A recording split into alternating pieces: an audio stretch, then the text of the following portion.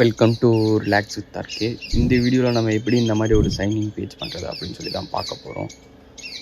First of all நம்ம என்ன பண்ணுறோன்னா, ஃபோல்டர் வந்து சோர்ஸ்ன்னு க்ரியேட் பண்ணிக்கிறேன். அண்ட் நான் சோர்ஸ்ன்னு க்ரியேட் பண்ணிட்டு அதில் வந்து ஆத் ஃபோல்டர் க்ரியேட் பண்ணிவிட்டு சைனிங் பேஜை வந்து க்ரியேட் பண்ணிக்கிறேன். தென் app.tsxல வந்துட்டு என்னோடய சைனிங் பேஜ் வந்து நான் இப்போ இம்போர்ட் பண்ணிட்டேன். ஓகேவா? இப்போ நான் சைனிங் பேஜில் வந்து சும்மா லைட்டாக வந்து ஹாய் அப்படின்னு சொல்லி மட்டும் ஒரு டெக்ஸ்ட் வச்சுருக்கேன். இதை வந்து நான் ஃபங்க்ஷனாக மாற்றிக்கிறேன், எக்ஸ்போர்ட் ஃபங்க்ஷனாக மாற்றிக்கிறேன்.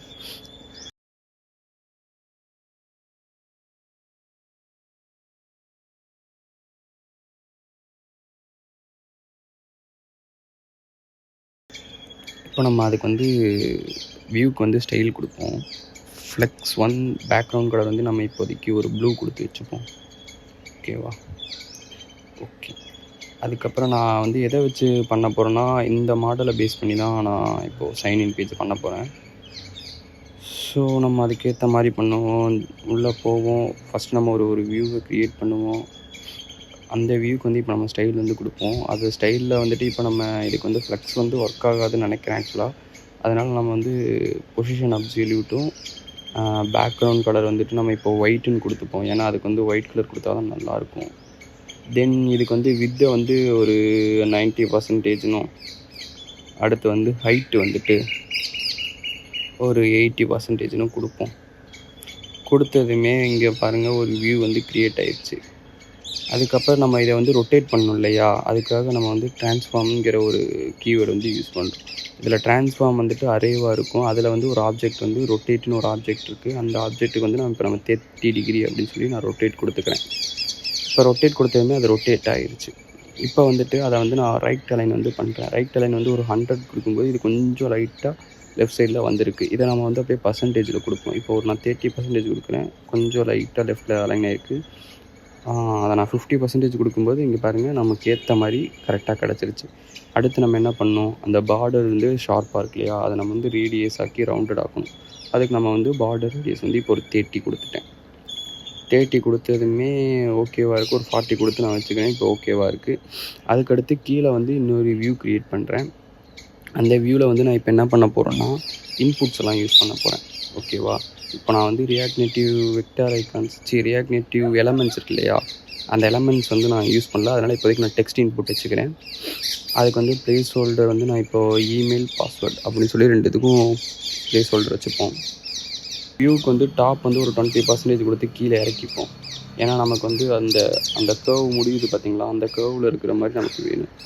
ஸோ இப்போ நம்ம வந்து ஒரு மார்ஜின் லெஃப்ட் வந்து 30 கொடுத்ததுமே கரெக்டாக வந்துட்டு அந்த எட்ஜில் வந்து ஒட்டி இல்லாமல் கொஞ்சம் கரெக்டாக அலைன் ஆகி வந்துருச்சு. அதுக்கப்புறம் நான் இப்போது இந்த டெக்ஸ்ட் இன்புட்டுக்கு பதிலாக அந்த பேக்கேஜ் இருக்கு இல்லையா? ரியாக்ட் நேட்டிவ் எலமெண்ட்ஸில் வந்து இன்புட் யூஸ் பண்ணுறதுக்கான பேக்கேஜ் வந்து நான் இன்ஸ்டால் பண்ணிக்கிட்டேன். அதுக்கப்புறம் நம்ம ப்ராஜெக்டை ரன் பண்ணிட்டு அந்த ப்ராஜெக்டை ரன் பண்ணும்போது இன்புட்டுன்னு கொடுத்துருவோம் எல்லாத்துக்கும். அண்ட் ஸ்டைல் கொடுக்க ஆரம்பிச்சிருவோம். இப்போ கண்டெய்னர் ஸ்டைல் இருக்கு இல்லையா? அந்த கண்டெய்னர் ஸ்டைலில் வந்து நான் இப்போ வித்தை மட்டும்தான் குறைக்க போகிறேன். ஏன்னா இது கோடு வந்து ரொம்ப தூரமாக போயிருக்கு. ஸோ இப்போ நம்ம வித்து வந்து கொடுத்தோம்னா வித்து வந்து ஒரு 70% இருக்குது. அண்ட் இன்னொரு கோடு இருக்கு இல்லையா? அது வந்து இன்புட் கண்டெய்னரோட ஸ்டைல். அந்த இன்புட் கண்டெய்னரோட ஸ்டைலில் வந்து நான் பார்டர் பாட்டம் வித்தை வந்து இப்போ நான் 0ன்னு கொடுத்துக்கிறேன். இப்போ அது போயிடுச்சு. இப்போ இது ரெண்டும் ஓகேவாக இருக்குது. அதே இதை நான் வந்து கீழேயும் காப்பி பண்ணி போட்டுக்கிறேன்.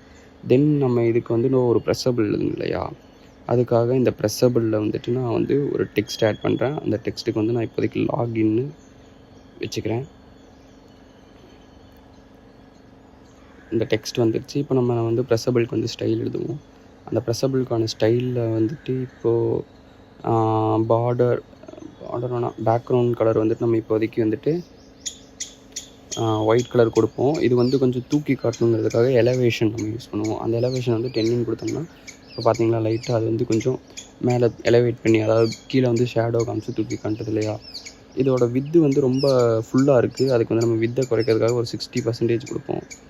ஓகே, 70 கொடுத்தா கரெக்டாக இருக்கும்னு நினைக்கிறேன். தென் 70 கொடுத்துட்டு இப்போ வந்து இந்த பேடிங் வந்துட்டு ஒரு 10 கொடுக்குறேன். இந்த பேடிங் 10 கொடுத்தோம்னா கொஞ்சம் ஒரு நல்ல கேப் கிடச்சிக்கு. ஒரு 15 கொடுத்தோம்னா கரெக்டாக இருக்கும்னு நினைக்கிறேன். தென் அதுக்கு ஒரு பார்டர் ரேடியஸ் வந்து இப்போதைக்கு 30 கொடுப்போம்.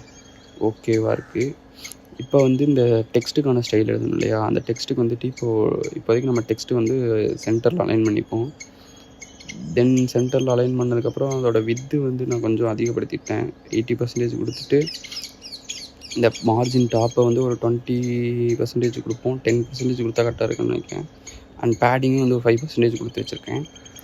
அதுக்கப்புறம் வந்துட்டு கீழே வந்து இன்னொரு வியூ க்ரியேட் பண்ணியிருக்கேன். இந்த வியூ எதுக்காகனா வந்து கீழே வந்துட்டு ஒரு சைன்இன் அப்படின்னு சொல்லி காமிக்கிறதுக்காக. ஓகேவா? அந்த இதில் வந்து நான் இப்போ என்ன பண்ணுறேன்னா வித்து வந்து ஒரு 50%, ஹைட்டும் ஒரு 50% கொடுத்துட்டு பேக்ரவுண்ட் கலர் வந்து RGBA 255 அப்படின்னு சொல்லி கொடுத்துட்டு அதோட ஒப்பாசிட்டியை மட்டும் 0.3ன்னு கொடுத்தோம்னா அங்கே பார்த்தீங்களா ஒரு இது வந்துருச்சு. அதுக்கான நம்ம ஸ்டைல் வந்துட்டு இப்போ ஜஸ்டிஃபை கண்டென்ட் வந்து ஃப்ளெக்ஸ் எண்டுன்னு கொடுத்துட்டு அலைன் ஐட்டம்ஸும் ஃப்ளெக்ஸ் எண்டுன்னு கொடுத்துட்டோம். அதுக்கப்புறம் வந்து டாப் வந்து 20% கீழே இருக்கணும்னா அது வந்து கீழே பாட்டம் வந்துடும். அந்த பாட்டம் வந்ததுக்கப்புறம் அதையும் நம்ம ரொட்டேட் பண்ணணும் இல்லையா? அதுக்காக வந்து நம்ம ட்ரான்ஸ்ஃபார்ம் யூஸ் பண்ணுறோம். அந்த ட்ரான்ஸ்ஃபார்ம் யூஸ் பண்ணி அந்த அரேக்குள்ளே ரொட்டேட்னு ஒரு ஆப்ஜெக்ட் இருக்குது. அந்த ஆப்ஜெக்டை வந்துட்டு நம்ம 30 டிகிரி ரொட்டேட் பண்ணிக்கிறோம். இப்போ வந்து பார்த்திங்கன்னா அதோட ஹைட்டை வந்து கொஞ்சம் அதிகப்படுத்திடுறோம்.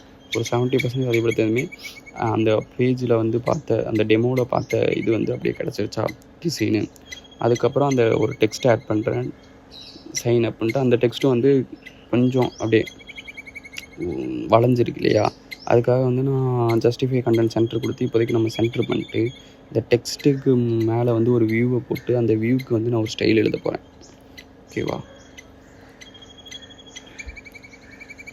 அந்த வியூக்கான ஸ்டைலில் வந்து என்ன பண்ண போகிறோன்னா ஸ்டைல் ட்ரான்ஸ்ஃபார்ம் வந்துட்டு அப்படியே அந்த ரொட்டேட்டை வந்து -30 டிகிரி அப்படின்னு சொல்லி கொடுப்போம். அப்படி -30 டிகிரி கொடுக்கும்போது இந்த வியூ வந்து அப்படியே ஸ்ட்ரைட் ஆயிரும் இல்லையா? -30 டிகிரி கொடுத்தாச்சு. இது வந்து டெக்ஸ்ட் வந்து ஸ்ட்ரைட் ஆயிடுச்சு. இப்போ வந்து ரொம்ப கீழே போயிருக்கு. அதனால் நான் வந்து ஜஸ்டிஃபை கண்டென்ட் சென்டரையும் நான் வந்து எடுத்துடுறேன். இப்போ வந்து கொஞ்சம் மேலே இருக்கிற மாதிரி இருக்குது. அதை நம்ம வந்து மார்ஜின் டாப்பையும் மார்ஜின் லெஃப்ட்டையும் வச்சு அட்ஜஸ்ட் பண்ணிப்போம். மார்ஜின் டாப் வந்து நான் இப்போ ஒரு 5% கொடுக்குறேன். இன்னும் கொஞ்சம் கீழே இருந்தால் நல்லாயிருக்குன்னு தோணுது. ஒரு 10% கொடுத்துருக்கேன். அதே மாதிரி மார்ஜின் லெஃப்ட்டையும் வந்துட்டு நம்ம ஒரு 10% கொடுத்து பார்ப்போம். ஓகேவாக இருக்குது. இப்போ நம்ம டெக்ஸ்ட்டுக்கான ஸ்டைலில் போய் அந்த கலர் வந்து நம்ம ஒயிட் ஆக்கிட்டு அதோட ஃபாண்ட் சைஸ் வந்து நான் ஒரு 18 ஆக்கிக்கிறேன். அந்த ஃபாண்ட் வெயிட்டை வந்துட்டு கொஞ்சம் போல்ட் ஆக்கிப்போம். போல்ட் ஆக்கிட்டு இப்போ வந்து நான் டெக்ஸ்ட் டெக்கரேஷன் வந்துட்டு அண்டர்லைன் கொடுக்குறேன். இப்போதைக்கு கொடுத்து வைப்போம். கடைசியாக நம்ம என்ன பண்ண முடியுமோ பண்ணிக்கலாம். அடுத்த லெட்டர் ஸ்பேஸிங் வந்து இப்போ ஒரு 5 கொடுத்தா கரெக்டாக இருக்கும்னு நினைக்கிறேன். ஓகே, லெட்டர் ஸ்பேஸிங்கும் ஓகேவாக தான் இருக்குது. இன்னும் கொஞ்சம் நான் அதை கீழே இறக்கிக்கிட்டேன். அதுக்கப்புறம் நாம் வந்துட்டு இந்த லாகின் பட்டன் இருக்கு இல்லையா? அதுக்கு மேலே வந்து ஃபர்கெட் பாஸ்வேர்டுன்னு சொல்லிட்டு டெக்ஸ்ட் வரணும் இல்லையா? அதுக்காக வந்து ஒரு ப்ரெஸ்ஸபிள் எழுதி அந்த ப்ரெஸ்ஸபிளில் வந்து டெக்ஸ்ட்டை வந்து ஃபர்கெட் பாஸ்வேர்டு அப்படின்னு சொல்லி கொடுத்துக்கிறேன். இந்த ஃபர்கெட் பாஸ்வேர்டுக்கு வந்துட்டு நம்ம ஸ்டைல் எழுதுவோம். அதனால் வந்து இந்த ப்ரெஸ்ஸபிளில் வந்துட்டு ஸ்டைல் வந்துட்டு என்ன கொடுக்க போகிறோன்னா ஒரு மார்ஜின் டாப் வந்துட்டு ஒரு 10% கொடுப்போம். எப்படி இருக்குன்னு பார்ப்போம். 5% ஓகேவா இல்லை ஒரு 7% கொடுப்போம். அதுக்கப்புறம் ஃபாண்ட் வெயிட்டை நான் வந்து கொடுத்துட்டேன். அதுக்கப்புறம் வந்துட்டு என்ன பண்ணுறோன்னா வெக்டார் ஐக்கான்ஸ் இருக்கு இல்லையா? அதை வந்து நம்ம யூஸ் பண்ண போகிறோம். யாருக்காவது ரியாக்ட் நேட்டிவ் வெக்டார் ஐக்கான்ஸ் எப்படி யூஸ் பண்ணணும்னு தெரியலன்னா அதுக்கான வீடியோவும் போட்டிருக்கேன். அந்த வீடியோவை போய் பார்த்துக்கோங்க. அதுக்கடுத்து வந்து நம்ம அந்த ஐக்கான்ஸ் வந்துட்டு நம்ம இம்போர்ட் பண்ணி யூஸ் பண்ணுவோம். இது வந்து நம்ம எப்படி யூஸ் பண்ண போகிறோம்னா ரியாக்ட் நேட்டிவ் மெட்டீரியல் கம்யூனிட்டி ஐக்கான்னு சொல்லிட்டு அந்த பேக்கேஜை இன்ஸ்டால் பண்ணிட்டு இப்போது இந்த இன்புட்ஸுக்கு வந்து லெஃப்ட் ஐக்கான் இருக்கு இல்லையா? அதில் வந்துட்டு தான் நம்ம வந்து ஐக்கான்ஸ் வந்து யூஸ் பண்ண போகிறோம். அதுக்காக வந்து நான் லெஃப்ட் ஐக்கான்கிற வந்துட்டு மெட்டீரியல் கம்யூனிட்டி நேம் வந்து இமெயில் கொடுத்துருக்கேன். சைஸ் வந்து ஒரு 18 கொடுத்துருக்கேன். அதே மாதிரி நான் பாஸ்வேர்டுக்கும் வந்துட்டு இப்போ சர்ச் பண்ணி எடுத்துக்கிறேன். அதுக்கு எடுத்ததுக்கப்புறம் இருங்க, லாக்கு கிடைக்க மாட்டேங்குது. எது யூஸ் பண்ணலாம்? ஓகே, இந்த லாக்குங்கிறதே மெட்டீரியல் கம்யூனிட்டி ஐக்கான்லேருந்து எடுத்துக்கிறேன். அதே மாதிரி வந்துட்டு இப்போ நான் எல்லா பேஜஸ் அதாவது எல்லா இதுக்கும் பண்ணிக்கலாம்.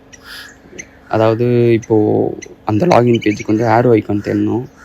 அந்த ஆரோ ஐக்கானுக்கும் நான் பார்த்து எடுத்துக்கிறேன். அந்த ஆரோ நல்லா இல்லை.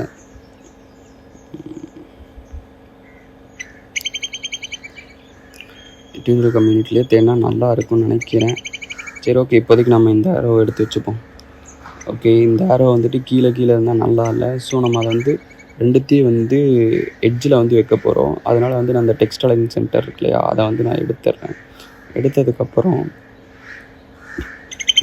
இதுக்கு வந்து ஜஸ்டிஃபை கண்டென்ட் வந்து ஸ்பேஸ் பிட்வீன் கொடுத்து பார்க்குறேன், ஒர்க் ஆகலை. ஸோ நம்ம என்ன பண்ணலான்னா, அந்த ஜஸ்டிஃபை கண்டென்ட் சென்டரை வந்துட்டு இப்போ எடுத்துருவோம் கொஞ்சம் நேரத்தில். அதுக்கு முன்னாடி நம்ம வந்து இந்த டெக்ஸ்ட்டுக்கான வித்தை வந்து நம்ம கொடுத்து பார்ப்போம். ஒரு 80% கொடுத்தோம்னா ஓகேவா இருக்குது. இதை இந்த சைஸை வந்து மாற்றினதுக்கே இது கரெக்டாக ஒர்க் ஆகிடுச்சு. இப்போ நம்ம இதோட ஃபாண்ட் சைஸை கொஞ்சம் அதிகப்படுத்திட்டோம்னா கரெக்டாக இருக்குது. தென் நம்ம ரியாக்ட் நேட்டிவ் மெட்டீரியல் ஐகான்ஸ் வந்து யூஸ் பண்ணி இப்போதைக்கு நம்ம வச்சுருந்ததை வந்து மாற்றிப்போம். அந்த ஐக்கானை வந்து மாற்றிப்போம்.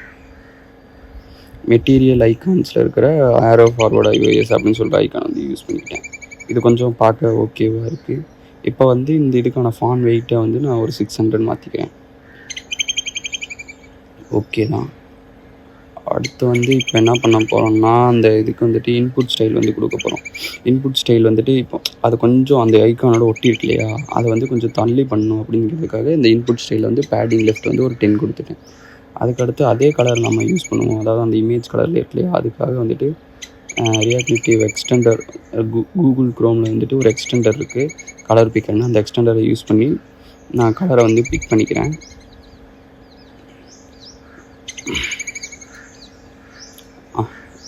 இந்த RGB கலர் அப்படியே பிக் பண்ணிட்டு அந்த ப்ளூ கலரும் கொடுத்து இல்லையா, அந்த கலருக்கு நம்ம இப்போ கொடுத்து பார்ப்போம். ஓகே, இப்போ பார்த்தீங்களா நம்ம எதிர்பார்த்த இது அப்படியே வந்துடுச்சு.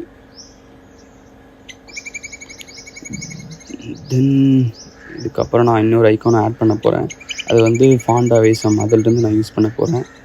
அதுக்கு வந்துட்டு இப்போது இது வந்து எதுக்குன்னா வந்துட்டு அந்த நம்ம சைன் அப்னு கொடுத்துருக்கோம் இல்லையா, அதுக்கு நம்ம ஒரு எக்ஸிட் பட்டன் மாதிரி கொடுப்போம் அப்படின்னு சொல்லிக்கிறதுக்காக இந்த ஃபாண்ட் அவேசம்லேருந்து எடுத்திருக்கேன். இந்த இதை நம்ம பார்த்தோம்னா அப்படியே கொஞ்சம் எக்ஸிட்டு லுக்குக்காக இருக்கு இல்லையா, இது வந்துட்டு நம்ம ரெண்டுமே வந்துட்டு ஃப்ளெக்ஸ் டைரக்ஷன் ட்ரோன் கொடுத்தோம்னா கரெக்டாக இருக்கும் அப்படிங்கிறதுக்காக இப்போது ஃப்ளெக்ஸ் டைரக்ஷன் ட்ரோன் கொடுத்துட்டேன். ட்ரோன் கொடுத்துட்டு இந்த ஐக்கான் சைஸை மட்டும் கொஞ்சம் குறைச்சிப்போம். ஓகே, ஐக்கான் சைஸை குறைச்சதுக்கப்புறம் கரெக்டாக தான் இருக்குது. பட் இந்த அண்டர்லைன் மட்டும் ஒரு மாதிரி நல்லா இல்லை இல்லையா. ஸோ அந்த டெக்ஸ்ட் டெக்கரேஷன் லைன் அந்த அண்டர்லைனை வந்து எடுத்துக்கிறேன். ஸோ அந்த டெக்ஸ்ட் டெக்கரேஷன் லைன் அண்டர்லைனை வந்து நான் எடுத்துக்கிறேன். அவ்வளோதான் கைஸ். இப்போ வந்து நமக்கு தேவையான சைன்இன் வந்து ரெடி ஆயிடுச்சு. அண்ட் அடுத்த வீடியோவில் வந்து இந்த சைன்இனுக்கு வந்து எப்படி நம்ம வந்துட்டு ஃபார்மிக்கில் வந்து கண்டிஷன்ஸ் எழுதுறது அப்படின்னு சொல்லி பார்ப்போம். பாய்.